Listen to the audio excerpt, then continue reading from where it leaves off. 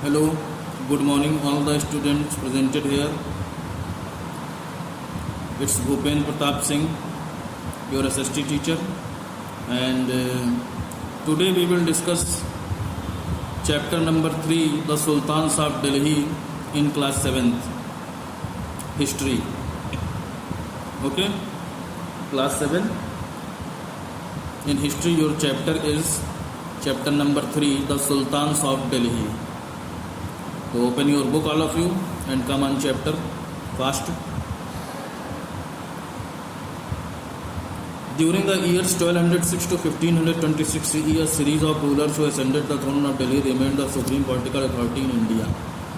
1206 और 1526 का जो समय रहा, जो टाइम रहा, इसमें बहुत सारे रूलर्स इंडिया में आए और दिल्ली की जो सिंहासन था, दिल्ली का जो सिंहासन था, वहाँ पर बहुत दिनों तक भारत में राजकाज दिल्ली का संभालते रहे। These rulers called themselves sultans, इन राजाओं ने अपने आप को सुल्तान कहा। And Delhi was their capital city, और भारत की तरफ से राजधानी शहर उनका दिल्ली रहता था। Therefore 1206-1526 CE is considered as the period of the Delhi सल्तनत। यही वो वजह है कि 1206 से लेकर के 1526 का जो समय है वो दिल्ली सल्तनत के नाम से जाना जाता है। सोर्सेज, अब दिल्ली सल्तनत के बारे में अगर हमें इंफॉर्मेशन लेनी है तो उनके सोर्सेज क्या हैं। Besides inscriptions, coins and monuments, there are numerous documentations in the form of histories that have been maintained. कह रहे हैं इंस्क्रिप्शंस यानी लिखे गए जो अकाउंट हैं, पुराने समय के राजाओं के जो लिखे गए अकाउंट हैं, जिसमें उनका हिस्ट्री लिखा हुआ है, जिसमें उनका इतिहास लिखा हुआ है। कॉइन्स, उस समय के सिक्के, एंड मोनूमेंट्स, और जो इमारतें हैं। देयर आर न्यूमरस डॉक्यूमेंटेशंस, और बहुत सारे ऐसे डॉक्यूमेंट भी हैं जिनकी गिनती नहीं की जा सकती है। In the form of histories, इतिहास के रूप में, दैट हैव बीन मेंटेन्ड, जिनको की व्यवस्थित किया गया है। काहे के लिए? दिल्ली सल्तनत के बारे में जानने के लिए। These records were known as tawarikh, इन रिकॉर्ड्स को तवारिक के नाम से जाना जाता है। And were written in Persian, और पर्शियन लैंग्वेज में ये लिखे गए हैं। The official language in Delhi saltanat, जो कि सल्तनत काल में या कह लो सुल्तानों के समय में दिल्ली की लैंग्वेज हुआ करती थी। Tawarikh were written by learned man, ये तवारिक जो है आपका, इस तरीके का जो हिस्ट्री है, इसको बहुत ही विद्वान लोग, लर्नड मैन, बहुत ही ज़्यादा पढ़े लिखे जो उस समय के आदमी होते थे वो लिखते थे। दैट इंक्लूडेड पोएट्स, जिसमें कवि होते थे। कोर्टियर्स, दरबारी लोग रहते थे, यानी दरबार में बैठने वाले बहुत ही ज्ञानी लोग होते थे। सेक्रेटरीज बोलते हैं, जो असिस्टेंट होता है किंग का। एंड एडमिनिस्ट्रेटर्स, यानी राजकाज को संभालने वाले लोग। ठीक है, इन सारे लोगों ने बहुत सारी किताबें लिखी हैं जिनको आज हम इतिहास के रूप में दिल्ली सल्तनत के बारे में उनसे जान सकते हैं। Accounts of foreign travelers such as the Moroccan traveler Ibn Battuta are also an important source to reconstruct the history of the Delhi Sultanate. क्या कह रहे हैं? विदेशी यात्री जो अलग अलग राज्यों में जाया करते थे, जैसे कि मोरक्को का एक यात्री था आपका जिसका नाम इब्न बतूता था, are also an important source. इसने भी बहुत सारी चीज़ें लिखी हैं। इब्न बतूता ने अपने अकाउंट्स में लिखा है दिल्ली सल्तनत के बारे में। ये भी बहुत ही महत्वपूर्ण सोर्स है जिससे हम दिल्ली सल्तनत के बारे में या वहाँ के इतिहास को दोबारा रिकन्स्ट्रक्ट कर सकते हैं, यानी दोबारा उसको जान सकते हैं। His work mentions Mohammad bin Tughlaq decision to shift the capital from Delhi to Daulatabad and the elaborate preparations made for the shifting. Mohammad bin Tughlaq ने दिल्ली से अपनी राजधानी जब दौलताबाद को बनाया था, उस वक्त, उस समय में उसने शिफ्ट करने में क्या क्या काम किया, कैसे उसने अपने राजकाज को संभाला, ये सारी चीज़ें उसमें मिलेंगी। इब्न बतूता ने जो अकाउंट लिखा है, जो किताबें लिखी हैं, उसमें दिल्ली से दौलताबाद जब मोहम्मद बिन तुगलक ने अपनी राजधानी को शिफ्ट किया था, वो कैसे किया था, किस तरीके से शिफ्टिंग करी थी, ये सारी चीज़ें इन किताबों में इब्न बतूता ने बताई है। अब स्लेव डायनेस्टी आ जाती है। पहले वंश की बात करेंगे, गुलाम वंश। Mohammad Ghori pass away in 1206 CE। Mohammad Ghori Delhi सल्तनत का एक राजा था। 1206 में इसकी मौत हो गई थी। Since Mohammad Ghori had no legal heirs, अब क्योंकि मोहम्मद गोरी के पास कोई भी कानूनी तौर पर उत्तराधिकारी यानी उसके बाद गद्दी पर बैठने वाला कोई नहीं था। His territories were divided among his Turkish slaves, तो उसके जो क्षेत्र थे, उसके जो एरियाज थे जो उसके अंडर में थे, वो सब उसके टर्किश गुलामों ने ले लिए। तुर्क लोग जो थे, तुर्क लोगों को गुलाम बना करके रखा था घोरियों ने। जब कोई उनका उत्तराधिकारी नहीं था जो आगे चलकर गद्दी पर बैठ सके, तो तुर्क लोगों ने ही जो गुलाम थे सब एरियाज के ऊपर कब्जा कर लिया। Qutubuddin Aibak was also a slave of Mohammad Ghori, ऐसे ही कुतुबुद्दीन ऐबक भी मोहम्मद गोरी का गुलाम था। And was given the territory of Delhi, और उसे दिल्ली के इलाके को संभालने के लिए दिया गया। He founded the Mamluk dynasty, Qutubuddin Aibak ने मामलुक साम्राज्य को फाउंड किया, उसकी स्थापना करी। Which was also known as the slave dynasty, जिसे गुलाम वंश के नाम से या स्लेव डायनेस्टी के नाम से भी जाना जाता है। Mamluk was an Arabic term use for slaves, Mamluk Arab भाषा का, अरेबिक भाषा का एक शब्द है जिसका मतलब होता है गुलाम। अब कुतुबुद्दीन ऐबक के बारे में जानेंगे। When Mohammad Ghori left for his homeland, Mohammad Ghori को जब अपने घर के लिए जाना पड़ा, he placed Delhi and its adjacent territories in the hands of Qutubuddin Aibak, तब उसने दिल्ली को और उससे जुड़े हुए जो आसपास के इलाके थे वो कुतुबुद्दीन ऐबक को सौंप दिए। He had captured many Rajput kingdoms and extended the Turkish rule to the Doab region, Mohammad Ghori ने राजपूत राज्यों को अपने कब्जे में कर लिया and extended the Turkish rule, और तुर्क लोगों का जो राज था वो दोआब रीजन तक बढ़ा दिया। दोआब रीजन क्या होता है? दोआब रीजन दो नदियों, जहाँ पे नदियाँ बहती हैं, ठीक है, दो नदियों के मिलने से जो इलाका बनता है, जहाँ पे दो नदियाँ क्रॉस करती हैं, वहाँ उस एरिया को हम दोआब रीजन कहते हैं। और उस समय का वो बहुत ही फर्टाइल एरिया था सल्तनत काल का, इसलिए हर राजा की वहाँ पर नज़र रहती थी कि हम दोआब रीजन के ऊपर कब्जा कर लें, ठीक है। तो area between two rivers is called Doab. But before he could consolidate his empire, लेकिन अपने साम्राज्य को कंसोलिडेट करने से पहले, यानी उसको एक करने से पहले, उसको यूनाइट करने से पहले ही Qutubuddin Aibak died in an accident, Qutubuddin Aibak एक दुर्घटना में मर गया। Qutubuddin Aibak has been described as an able and generous ruler, Qutubuddin Aibak को एक बहुत ही काबिल और दयालु राजा के रूप में जाना जाता है। Though the short span of 4 years, हालांकि उसने 4 साल ही राज किया, was not enough to develop a well defined administrative system, और इतने कम समय में बहुत ही अच्छी तरीके से राजकाज संभालना इतना ज़्यादा आसान नहीं था। तो ही thought of the welfare of his subjects, इतने समय में उसने अपने केवल लोगों के, जो उसके जनता थी, उसकी भलाई के बारे में ही सोचा। For he thought of the welfare of his subjects, subjects का मतलब उसकी जो जनता थी, कुतुबुद्दीन ऐबक ने अपनी जनता के लिए बहुत सारे काम किए। फॉर हिज जेनरोसिटी, जेनरोसिटी मतलब काइंडनेस, उसकी दयालुता की वजह से। एंड बेनेवलेंस, बेनेवलेंस का मतलब क्या होता है? दूसरों के प्रति प्रेम भावना, ठीक है, प्यार की भावना। Aibak was known as Lakh Bakhsh, the giver of lakhs, इसलिए ऐबक को लाख बख्श का नाम से भी जाना जाता था। द गिवर ऑफ लैक्स, यानी लाखों रुपए जो ऐसे ही दे देता था दान में, इसलिए उसको लाख बख्श नाम दिया गया।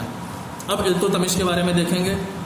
After the sudden death of Qutubuddin Aibak, his son became the sultan for a brief period, Qutubuddin Aibak की अचानक से मृत्यु हो जाने के बाद उसका बेटा सुल्तान के रूप में थोड़े समय के लिए गद्दी पर बैठ गया।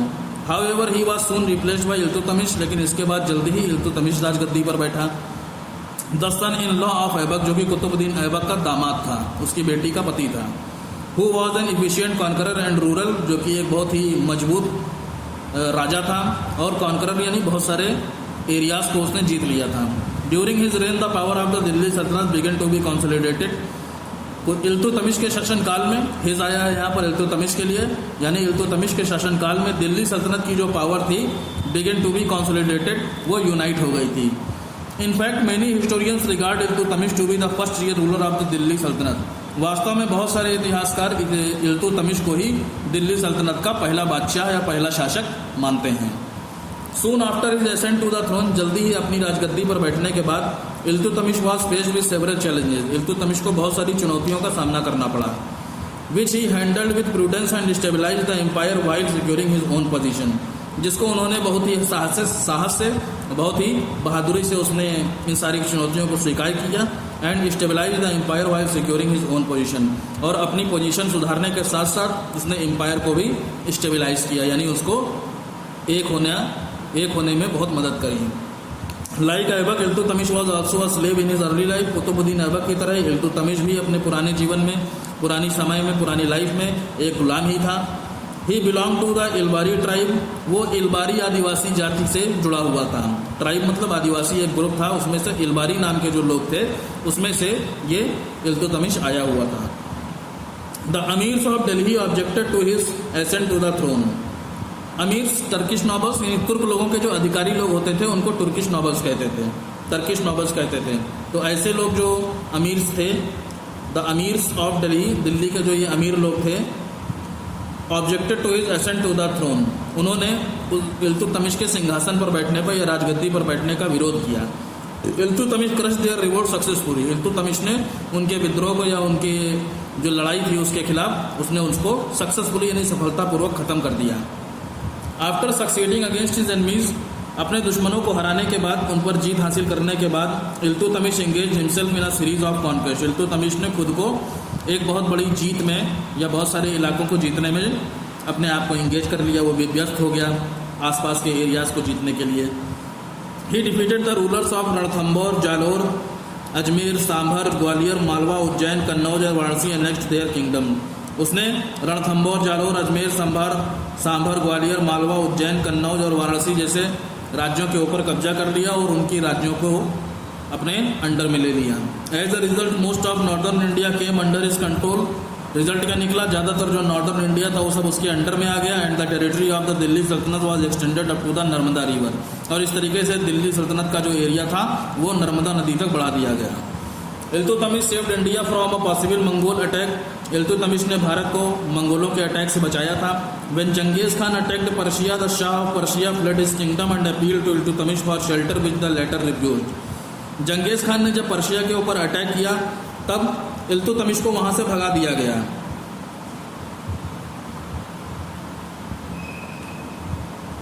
The shah of Persia fled his kingdom, और पर्शिया का जो शाह था उसने उसके राज्य के ऊपर कब्जा कर लिया। And appeal to Iltutmish for shelter, और इल्तुतमिश को नहीं भगाया गया था। जंगीज खान ने जब पर्शिया के ऊपर अटैक किया तब पर्शिया का जो शाह था उसको उसके राज्य से भगा दिया गया। And appeal to Iltutmish for shelter, उसके बाद वो दिल्ली आया और उसने इल्तुतमिश से शरण मांगी। उसने कहा तुम हमको अपने पास रख लो वरना हम मार डाले जाएंगे। विच द लेटर रिफ्यूज, लेकिन इल्तुतमिश ने इस बात को इनकार कर दिया कि हम तुमको अपने पास नहीं रखेंगे। किसको? पर्शिया के शाह को। The army of Genghis came up to the north western borders of India. इस तरीके से जंगीज खान की जो आर्मी थी वो इंडिया के नॉर्थ वेस्टर्न बॉर्डर्स यानी पश्चिमी उत्तरी जो दिशा थी, डायरेक्शन थी, वहां पर जाकर के सेना सारी रुक गई। इन pursuit of the shah of Persia but left without launching an attack on India. वहां पर इसलिए आ गई थी क्योंकि शाह जो पर्शिया का था उसके ऊपर अटैक करना था, लेकिन बाद में बिना अटैक किए इंडिया के ऊपर ही जंगीज खान की जो आर्मी थी वो वहां से चली गई। अब रजिया सुल्तान के बारे में बात करेंगे। Iltutmish nominated Razia Sultan as his successor as he found his sons to be weak and incompetent. Iltutmish ने रजिया सुल्तान को अपना उत्तराधिकारी बनाया क्योंकि उसके जो बेटे थे वो इतने काबिल नहीं थे कि उनको राजगद्दी पर बिठाला जाए। Razia Sultan rule was short. Razia Sultan का जो शासनकाल था वो बहुत ही छोटा था। एंड फ्रॉट विथ चैलेंजेस, और उसको भी बहुत सारी चुनौतियों का सामना करना पड़ा। Neither the nobles in the court, ना तो कोर्ट में रहने वाले जो दरबारी थे, नॉर द प्रोविंशियल गवर्नर्स, और जो भी राज्य के गवर्नर थे उस समय के, were ready to take orders from a women. वो एक महिला से, रजिया सुल्तान से यानी किसी भी तरीके का कोई आदेश लेना नहीं चाहते थे। उनको ये चीज़ बहुत ज़्यादा खराब लग रही थी। They often conspired against Razia और रिवोल्टेड। ये लोग हमेशा अक्सर रजिया के खिलाफ लड़ाई किया करते थे, उसका विरोध किया करते थे कि वो राजगद्दी से चली जाए। Although Razia was successful to a certain extent in suppressing the revolt. इसके साथ साथ जो रजिया सुल्तान थी वो भी उसके खिलाफ जो लड़ाई चल रही थी उसको ख़त्म करने में वो सक्सेसफुल हो गई। जो प्रोविंशियल गवर्नर्स उसके खिलाफ कह रहे थे कि तुम राजगद्दी पर ना बैठो, but she failed to manage the situation. लेकिन वास्तव में जो उस समय की कंडीशन थी उसको वो ख़त्म नहीं कर पाई। एंड वॉज फाइनली इम्प्रिजन्ड, और आखिरकार उसको बंदी बना लिया गया, कैद खाने में डाल दिया गया। Then she took a bold step to win over the rebels. इसके बाद उसने बहुत ही बहादुरी से कदम उठाया रिबल्स के खिलाफ, रिबल्स यानी जो उसका विरोध कर रहे थे। She married there leader Altunia. विरोध करने वाले लोगों का जो नेता अल्तुनिया था उससे उसने शादी कर ली रजिया सुल्तान ने। However this did not resolve the problem, लेकिन इससे भी कुछ बात बनी नहीं, जो समस्या थी वो सुलझी नहीं। Both Razia and Altunia were captured by the rebels and killed in 1240 CE। इसके बाद 1240 में CE में रजिया और अल्तुनिया दोनों को पकड़ लिया गया और मार डाला गया।